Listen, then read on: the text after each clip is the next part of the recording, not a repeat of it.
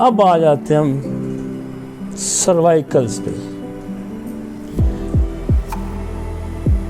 7 मोरे हैं इसके, C1 C4 C1 to 3 joint हुए होते हैं, C4 C5 6। अब मोस्ट कंप्लेन पता है क्या आती है हमारे पास, ये एरिया पकड़ा जाता है। तो ये कौन सा है, C5 deltoid shoulder muscle. Wrist, बाद बार रिस्ट में पेन आता है, मैं उसको क्या देता हूँ, मैं तो सर्वाइकल का प्रॉब्लम है, मैं कहते फिर इधर होता है, थोड़ा होता है, ये ट्रैवल करके रिस्ट तक आता है, यहां से ट्रैवल करेगा, रिस्ट को पकड़ेगा। ट्राइसेप्स, फिंगर्स, इवन फिंगर तक आते हैं पेन्स। तो ये हमने इसलिए आपको कहा कि आप मरीज को कहेंगे आपका चौथा मोरा खराब है, आपका डायफ्राम में आ गया, नेक मसल्स के में। अब नेक्स्ट मसल से हम शुरू करते हैं। अब ये मसल जो ऊपरा यहाँ गुद्दी में ये दर्द होता है, पहला दर्द, दिस इज द जलसीमी, ये पहला दर्द। फिर ये 3 मोरों का नीचे दर्द, कॉकुलस। अब इसके नीचे काम जो है ना, आपका जो है ना डायफ्राम में ये दर्द आएगा, बहुत कम चांसेस होते हैं। अब ये पेन शोल्डर्स में आ जाएगा, ये पेन बाजुओं में आ जाएगा। यहाँ मोस्ट कॉमन डिजनरेटिव चेंजेस है, मोस्ट कॉमन। और यहाँ क्या बनता है, ऑस्टियोफाइट बनती है। यहाँ क्या बनता है, ऑस्टियोफाइट बनती है। नोकें, हड्डी कमजोर होती है, नोक निकलती है, नोक निकलती है तो नर्व को कंप्रेस करेगी, दर्द यूं आएगा। और डिजनरेटिव डिस्ट्रक्टिव सबसे बड़ी दवाई सिफलिनियम है, ये बेस है आपकी सिफलिनियम। सेकंड पे हम चॉइस पे जाएंगे ड्रोसरा पे, पहले हम सिफलिनियम पे जाए, सेकंड चॉइस हमारे पास ड्रोसरा होगी। और इन दोनों को हेल्प करेगी ऑरामेट। ऑरामेट हड्डियों की जान है। तीसरी दवाई जो डिजनरेशन की, 2 दवाइयां आगे फिर शॉक अलग हो जाएंगी, एक फास्फोरस है और एक सिलेशिया है। इसको हम डिफरेंशिएट यहाँ करेंगे कॉन्स्टिट्यूशनली मोडेलिटी पे, एक को सर्दी ज़्यादा लगती है, एक को गर्मी ज़्यादा लगती है। तो हम आगे क्या करेंगे, फास्फोरस को ऐड करेंगे या सिलेशिया को ऐड करेंगे। तीसरी टोटली पैथोलॉजिकली चेंज पे मेडिसिन आ जाती है, वो है कैलकेरिया फ्लोर। और ये कभी भी फेल नहीं होता, बहुत कम चांसेस होते हैं कि इसके फेल होने के। और मैं आया सर्वाइकल, मैंने बस लिखने में जो टाइम लगता, लिखने में टाइम लगता है, कहते हैं ना कैसे लिखता है, इसके पीछे कितनी स्ट्रगल है, कितनी मेहनत है, कैसे लिखता है, ऐसे तो नहीं लिखता ना। ये कभी बहुत कम चांसेस होते हैं इसके। फिर हमारे पास 2 बड़ी दवाइयां और यहाँ काम करती हैं और वो बहुत अच्छा करती हैं। एक है मैग्नीशियम फास और एक है हाइपेरिकम। मैं 5-6 डोजेस बना के दे देता हूँ। जब दर्द हो ना, पहले मैग्नीशियम लो, 5-10 मिनट बाद हाइपेरिकम ले, सेटल। फिर हो, फिर एक 2-4 दफ़ा देगा, यहाँ से ट्रैवल करेगा। लेकिन ये आप समझें कि इतने केसेस इसने इस तरह ठीक किए। मुझे उसमें अगर कहीं फेलियर आता है, मैं ये कर देता हूँ। 6 पुड़ियाँ बना के 3 मैग्नीशियम की दे दी, 3 हाइपेरिकम की दे दी। इसमें एक और दवाई बड़ा अच्छा काम करती है जब ये दर्द फिंगर में आता है, पेरिस क्वाड्रिफोलिया। पेरिस क्वाड्रिफोलिया। और मैं उसको सीएम की एक ही डोज देता हूँ, अगले दिन बंदा कहता है दर्द मेरा ठीक है।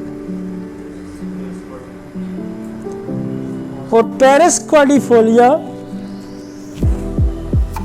ऑटोइम्यून की भी बड़ी मजे की दवाई है, ये भी मैं आपको बताता हूँ।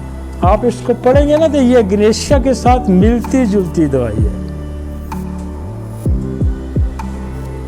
ये यूं स्टैटिक फेस होता है, जैसे ग्नेशिया नहीं टिक टिक टिकी बांध के देख रहा होता है, ग्नेशिया टिक टिकी बांध के भी देखता है, ये भी टिक टिकी बांध के देखता है। आपको कभी आपने डिप्रेशन में इसको इस्तेमाल नहीं किया होगा? किया है? नहीं किया होगा, हमने इसको किया है। और ये मज़े की बात है कि ये ग्नेशिया इधर उधर हो जाए ना, पेरिस क्वाड्रिफोलिया टिक के लगती है, इसलिए ये ऑटोइम्यून की भी दवाई है। और मेरे पास कसरत से हम इसको यूज़ करते हैं, कसरत से। जहाँ फिगर्स में पहला फार्मूला फर्ज करें किसी वजह से मिस हो जाता है, मोस्ट कॉमन तो मैं उसी को देता हूँ। फिर मैं एक डोज वेलेराना की देता हूँ और एक पेरिस क्वाड्रिफोलिया। अगले दिन मेरी कहता सुकून है जी डॉक्टर साहब। ऐसे नहीं काम चलता भाई, इसके पीछे पूरी साइंस है। ये 4-3 नुस्खे एक या दूसरे लिखने में कितनी देर लगेगी? अगर आपके कंसेप्ट क्लियर है, आपकी अप्रोच क्लियर है, एक से नहीं तीसरा गया। और एक और पैरालाइटिक कंडीशन जब आ जाती है कि वो कहते हैं नम हो रहा है हाथ, वैसे नम सब में होता है। अक्सर कंप्लेन औरतें आके कहती हैं हाथ सुन्न हो रहे हैं, वो पहले स्प्लीनम मोरामेट कैल्केरिया फ्लोर से सेटल हो जाएंगे। फर्ज करें केस के बीच में से बाहर निकल आता है तो कॉस्टिकम, ये सर्वाइकल में आपका मसला हल मैंने कर दिया। और मोस्ट कॉमन 2 जगह के पेन आते हैं, या सर्वाइकल या लंबर सैक्रल एरिया। मेरे पास एक कस्टम के ऑफिसर आए, उनके साथ उनका बेटा डॉक्टर था, कॉलर पहना हुआ था, हाथ पे वो पहना हुआ था। तो मैंने कहा रश पड़ा, तो मैंने इधर आया, मैं क्या आओ जी इधर बैठे जी। मैं क्या आपको सर्वाइकल का प्रॉब्लम है, C4-5 में मसला आ रहा है। वो बेटा मुझे उसका यूं टिक टिकी बांध के मुझे देखे, आप कैसे कह सकते हैं? मैं कहा आप टेस्ट करा ले, MRI करा के ले जाए। कहता है MRI तो मेरे पास है। मैं कहा पढ़ो इसको। कहता आपको कैसे? मैं तो हैरान हूँ, तो तुम्हें किससे पता चल गया? मैं डॉक्टर हूँ खुद, ये मेरा बाप, मैं अमेरिका से भी इसको घुमा के लाया हूँ। आपने 1 मिनट भी नहीं लगाया। मैंने कहा यार ये भी साइंस है। MRI रिपोर्ट निकाली, वही मोरे प्रेस थे। मुझे कहता क्या होगा? मैं कहा ठीक हो जाएगा। कहते इतना आसानी से? मैं क्या हो जाएगा। और फिर मैंने दिया, अगले 2 हफ्ते बाद मैंने कहा 2 हफ्ते बाद मुझे दिखाना। 2 हफ्ते बाद आया तो परेशान बैठा हुआ। मैं क्या सुनाए? वो नहीं मैं बहुत परेशान हूँ जी। मैं क्या यार क्यों परेशान है? क्या ठीक है आप? कहते मैं तो ठीक हूँ। मैं क्या आपको क्या परेशानी है? कहते अमेरिका से हो गया नहीं ठीक हुआ। मैंने कहा यार ये साइंस है एक और।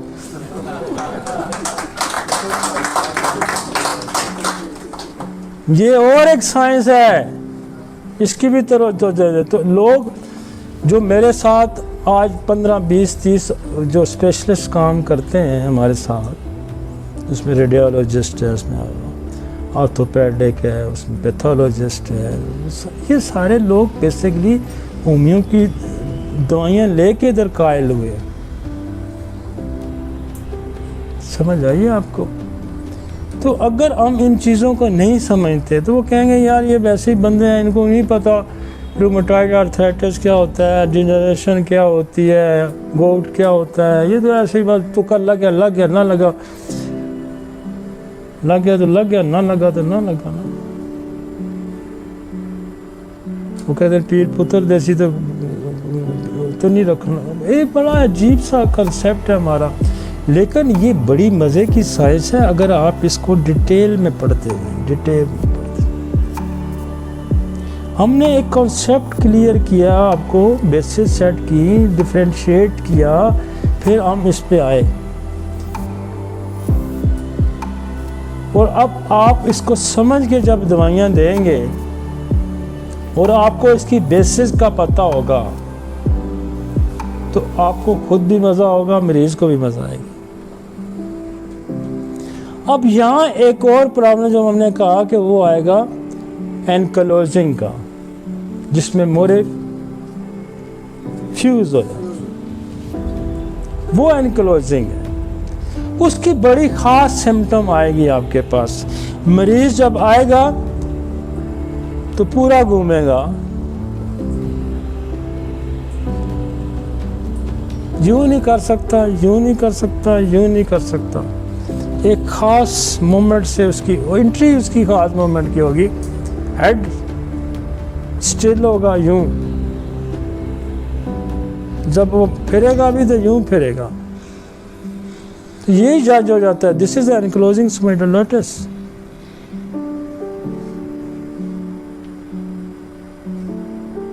Autoimmune disorder. और वही कॉज मैंने कहा, अब उसको सेट करें, मियाज़मेटिक को सेट करें। उसमें डिफरेंट मियाज़मेटिक भी आ सकते हैं, मतलब ट्यूबरकुलोसिस भी आ सकता है, सिफिलिस भी आ सकता है, फ्यूज साइकोसिस भी हो सकता है फ्यूज का। तो वो बेस सेट करके आप ओरोमेड पे आ जाएं, आप कल्केरिया फ्लोर पे आ जाएं, बिग्नेशिया एसिड फॉल को कॉज ढूंढ के दें, एनक्लोजिंग स्पाइंडाइलिटिस। लचक पैदा करने के लिए जो हमारे पास दवाइयाँ हैं वो कल्केरिया फ्लोर है, हमारे पास जो दवाइयाँ हैं वो रेस्टॉक्स है, वो रूटा है, वो ब्रायोनिया है, वो काल्चिकम है।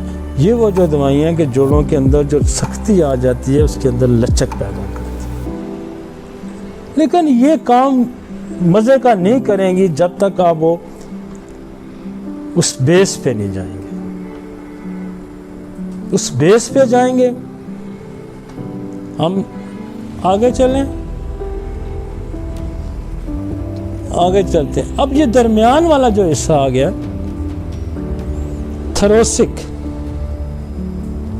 आप याद रखें यहां बहुत कम कंप्लेन आती है,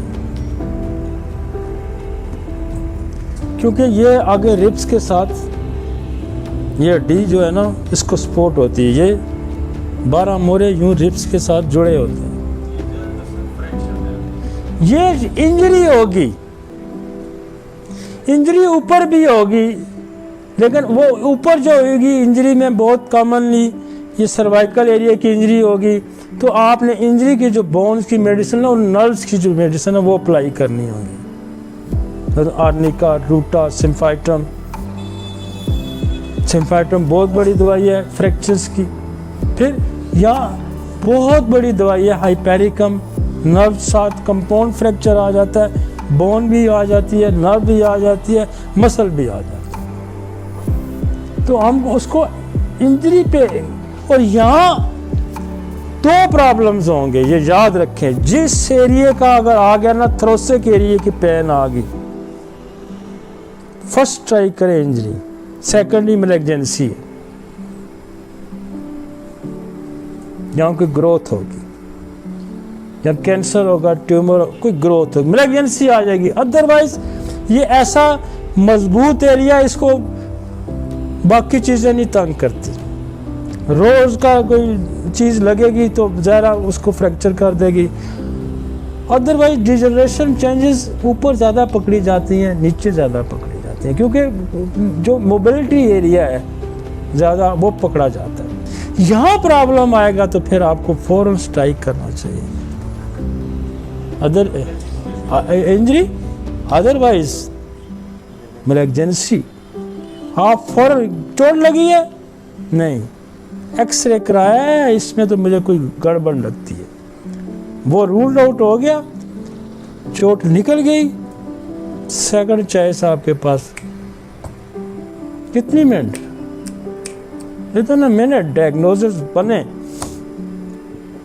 MRI है, पता लग जाएगा ट्यूमर पड़ा हुआ है, कोई भी मैलिग्नेंसी है, फौरन स्ट्राइक कर। जो पहले प्रॉब्लम हमने वो उसमें हम बाद में सोचेंगे। पहले हम दो चीजें सोचें।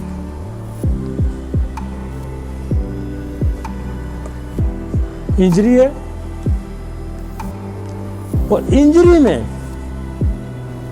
बोन की इंजरी में याद रखें, स्टार्ट ड्रोसरा से करेंगे हम, एकदम ड्रोसरा बोन को स्ट्रेंथ प्रोवाइड करेंगे। बड़ी जबरदस्त मजे की दवाई है, बड़ी मजे की दवाई, मैं कहता हूं कमाल चीज है ड्रोसरा। इंजरी में हालांकि लिखा नहीं है उसका, लेकिन ये मेरा क्लिनिकल एक्सपीरियंस है कि मैं हालांकि ओरोमेट से पहले स्टार्ट करता था, पहले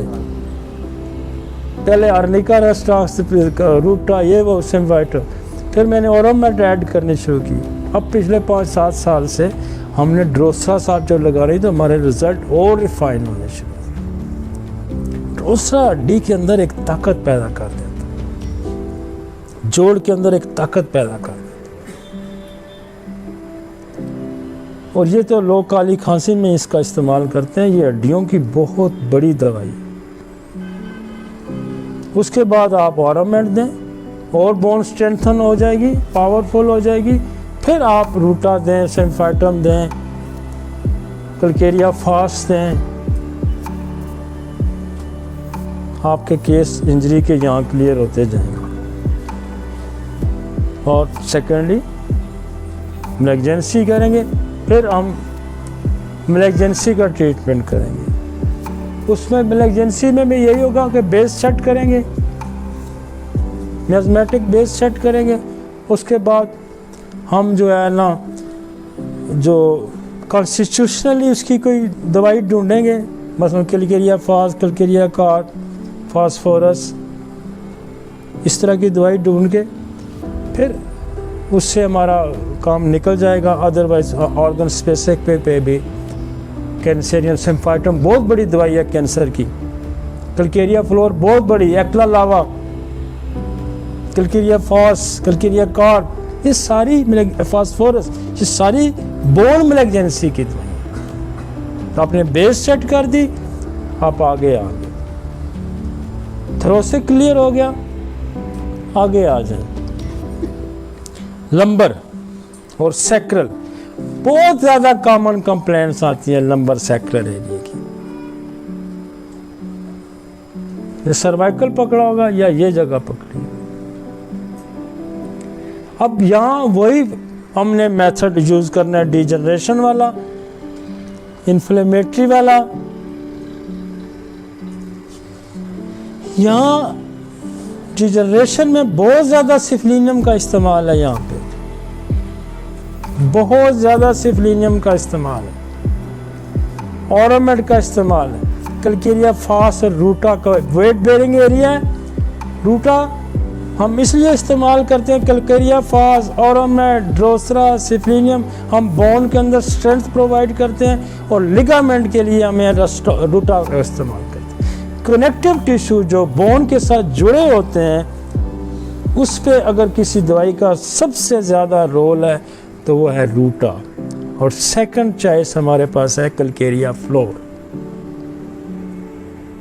कलकेरिया फ्लोर भी क्या काम करते हैं, कनेक्टिव टिश्यू, इनके अंदर जो नरम हो जाते हैं, वीक हो जाते हैं, इनके अंदर लचक खत्म, उसको कलकेरिया फ्लोर क्लियर करती है। और ये सारों की, तीनों की अलामतें बड़ी मज़े की हैं। ये तीनों beginning pain, constant movement, rhus tox की तरह। रूटा भी रस्टॉक्स की तरह मोडेलिटी, कलकेरिया फ्लोर भी रस्टॉक्स की तरह मोडेलिटी, रोडोडेंड्रॉन भी रस्टॉक की तरह की मोडेलिटी, लेकिन स्टेजेस।